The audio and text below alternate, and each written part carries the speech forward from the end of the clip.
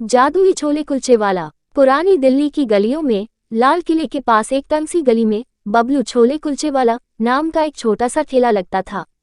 ठेले पर न तो चमचमाती लाइटें थीं, न ही सोशल मीडिया पर लाखों फॉलोअर्स, लेकिन बबलू के छोले कुलचे की खुशबू दूर दूर तक लोगों को खींच लाती थी। बबलू कोई आम छोले कुलचे वाला नहीं था। वो सुबह सूरज निकलने से पहले उठता, ताजे छोले उबालता, कुलचों को नरम और खस्ता बनाता और अपनी खास चटनी तैयार करता जिसमें कुछ ऐसा स्वाद था कि लोग एक बार खाकर बार बार लौटते। लेकिन बबलू की यह रस भरी कहानी कुछ साल पहले की एक अजीब घटना से शुरू हुई थी। वो रहस्यमय बाबा। एक दिन जब बबलू रोज की तरह अपने ठेले की सफाई कर रहा था, तभी एक बूढ़ा बाबा वहां आकर खड़ा हुआ। उसकी आंखों में चमक थी और लाठी लकड़ी की तो जरूर थी, पर उस पर जड़े नगीने अजीब सी रोशनी छोड़ रहे थे।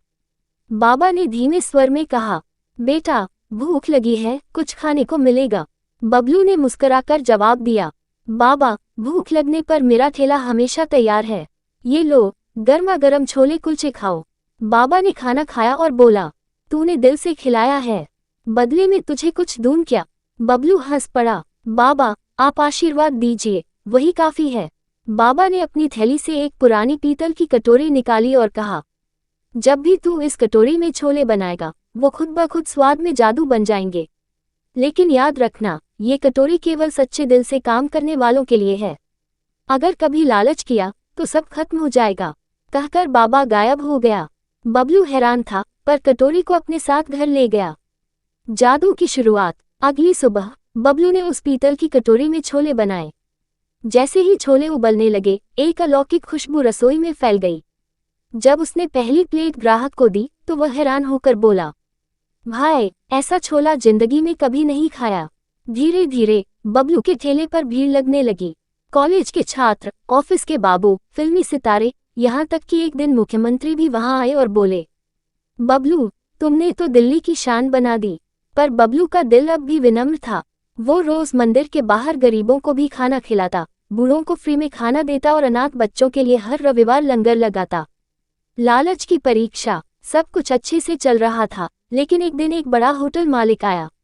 उसका नाम था विक्रम सेठी।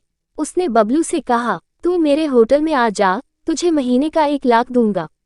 बबलू मुस्कुराया, माफ कीजिए, पर मैं अपना काम छोड़कर किसी के लिए नहीं काम करता।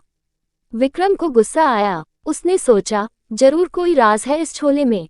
उसने अपने एक आदमी को भेजा, जो बबलू के घर से चुपचाप वो पीतल की कटोरी चुरा लाया। जादू की चोरी। अब विक्रम ने अपने होटल में उस कटोरी में छोले बनाए, लेकिन उसका स्वाद एकदम बेस्वाद निकला। उसने गुस्से में सब बर्तन पटक दिए।